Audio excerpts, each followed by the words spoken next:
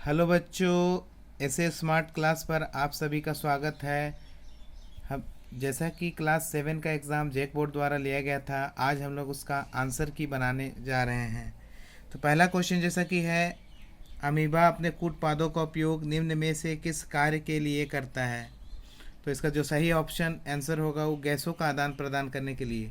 Amoeba अपने उत्पाद का उपयोग जो करता है वो गैस के आदान प्रदान के लिए होता है। तो इसका जो सही ऑप्शन होगा ऑप्शन नंबर सी, ये आपका सही हो जाएगा। आपका अगला क्वेश्चन है, वायु में उपस्थित जलवाष्प की बूंदें संघनित होकर भारी हो जाती है और नीचे गिरने लगती है। इन गिरते हुए बूंदों को क्या कहते हैं? तो इसका सही आंसर होगा वर्षा। जी हाँ, जो गिरता है बारिश के रूप में उसको हम लोग वर्षा कहते हैं। क्वेश्चन नंबर 3 आपका है, दो जीव अच्छे मित्र हैं। एक रहने के लिए घर, पानी और पोषण देता है जबकि दूसरा भोजन तैयार कराता है। इस प्रकार की संगति को क्या कहते हैं? तो इस प्रकार की संगति को हम लोग कहते हैं सहजीवी संबंध। जी हाँ, ऐसे इसका जो ऑप्शन नंबर सी होगा वो सही होगा। अब क्वेश्चन नंबर 4 आपका बोल रहा है कि किस प्रकार के श्वसन प्रक्रिया के द्वारा पेशी कोशिकाओं श्वसन के लिए ऊर्जा के अतिरिक्त मांग को पूरा करते हैं? तो इसका जो सही ऑप्शन होगा ऑप्शन नंबर डी। आपका अगला क्वेश्चन है, घास एवं पादप उत्पादों को खाने वाले जंतु जैसे गाय, भैंस, बकरी आदि रूडिमेंट कहलाते हैं। रोमंथी किस कार्बोहाइड्रेट को पचाने की क्षमता रखते हैं? तो इसका सही आंसर हो जाएगा सेलुलोज को। जो रोमंथी होता है वो सेलुलोज को पचाने में क्षमता रखते हैं। ठीक, आपका अगला क्वेश्चन है, ऊन को प्राप्त करने के विभिन्न चरणों को सही रूप में विकल्प के क्रमबद्ध में किया गया है। तो यहाँ पे आपका है क्वेश्चन ऑप्शन दिया हुआ है, अभिमार्जक, ऊन की कटाई, छटाई। तो सबसे पहले क्या होता है कि ऊन प्राप्त करने के लिए सबसे पहले हम लोग ऊन की कटाई करते हैं, उसके बाद अभिमार्जन करते हैं, फिर छटाई करते हैं, फिर उसको धोते हैं और सुखाते हैं, उसके बाद रंगाई करके उसको रीलिंग में लिया जाता है। तो इसका जो सही ऑप्शन होगा वो ऑप्शन नंबर बी होगा इसका सही आंसर। अब क्वेश्चन नंबर 7 पे आते हैं। क्वेश्चन नंबर 7 जो बोला है, विद्यालयों में चापाकल एवं रसोई घर से निकलने वाले अपशिष्ट जल को उचित निष्पादन हेतु अपनाई जाने वाली किन विधियों से जल संरक्षण के साथ अपने भौम जल स्तर में वृद्धि की जा सकती है? तो इसका सही ऑप्शन होगा ये सारे, क्योंकि विद्यालय परिसर में हम लोग पेड़ पौधे लगाना चाहिए, उसमें सींचते हैं हम लोग।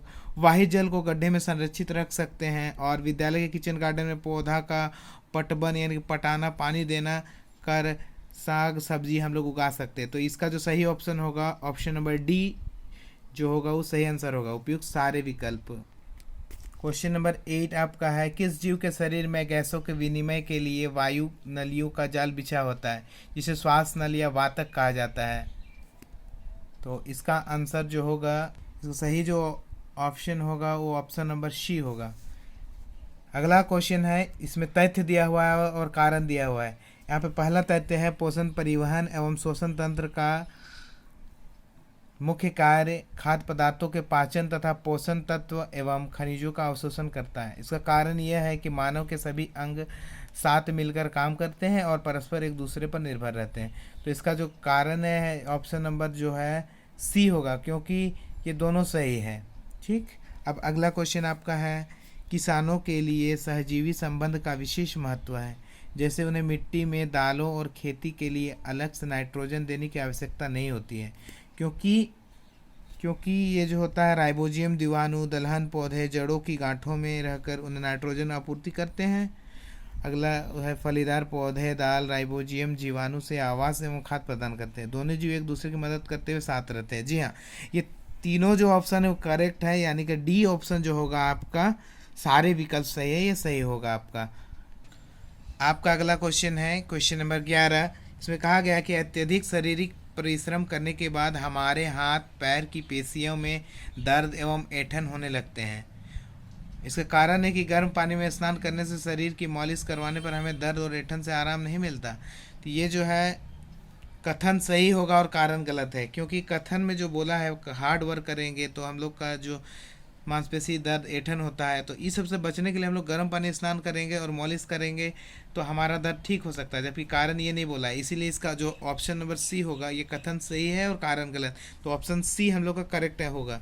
और आपका अगला क्वेश्चन है क्वेश्चन नंबर 12, जिसमें लिखा गया है कि निम्न में से दूषित जल के उपचार के बाद कौन से उत्पाद बनते हैं जिसके माध्यम से उपचारित जल का पुनः उपयोग कर जल संरक्षण को बढ़ावा मिलता है। तो इसका सही आंसर जो होगा, उपचारित जल को जल स्रोतों में प्रवाहित कर सिंचाई में उपयोग किया जाता है। ऑप्शन नंबर ए जो होगा इसका करेक्ट होगा क्वेश्चन नंबर 12 का। आपका अगला क्वेश्चन है, झारखंड के जल पुरुष जिन्हें पर्यावरण एवं जल संरक्षण के क्षेत्र में उल्लेखनीय कार्य के लिए भारत सरकार द्वारा पद्मश्री की उपाधि से नवाजा गया है, उनका नाम क्या है? जी हाँ, झारखंड के जल पुरुष के नाम से सिमोन उरांव को जाना जाता है। जी हाँ, ऑप्शन नंबर 20 का जो होगा वो सही होगा। अगला क्वेश्चन है आपका, घास खाने वाले जानवरों का आमाशय कितने भागों में विभाजित होता है? घास खाने वाले जानवरों का जो है आमाशय वो 4 भागों में विभाजित होता है। जी हाँ, इसका पहला ऑप्शन जो होगा ऑप्शन नंबर ए 4 भागों में, ये सही होगा। आपका अगला क्वेश्चन है, किसी सामान्य वयस्क व्यक्ति को विश्राम अवस्था में औसत श्वसन दर कितनी होती है? तो उनका जो औसत श्वसन दर होता है वो 15 से 18 प्रति मिनट होता है, यानी कि 1 मिनट में वो 15 से 18 बार सांस ले सकता है। आपका अगला क्वेश्चन है कि वायु प्रदूषण के कारण अम्ल वर्षा होती है, इसे किन क्षेत्रों में ज़्यादा होने की संभावना है? वायु प्रदूषण के कारण अम्ल वर्षा होती है, ये हमको पता है। तो ये सब जो होता है ज़्यादातर औद्योगिक क्षेत्रों में जो होता है अम्ल वर्षा ज़्यादा होता है, इसलिए इसका ऑप्शन नंबर बी जो होगा वो सही होगा। अगला क्वेश्चन है आपका, विभिन्न प्रकार के रसायनों का उपयोग कर प्रयोगशालाओं में बनाए गए रेशों को क्या कहते हैं? जो प्रयोगशाला में बनाए जाते हैं उसको तो बोलेंगे हम लोग मानव निर्मित रेशा। ये जो है option number C, question number 17 का ऑप्शन नंबर सी जो है वो सही होगा। आपका अगला क्वेश्चन है, भेड़ों के बालों की कटाई अधिकतर गर्मी के मौसम में की जाती है, क्यों? क्योंकि मौसम की वजह से जो होता है भेड़ों को तकलीफ नहीं होता है, इसीलिए जो है इसका ऑप्शन नंबर सी इसका जो है उस करेक्ट आंसर होगा।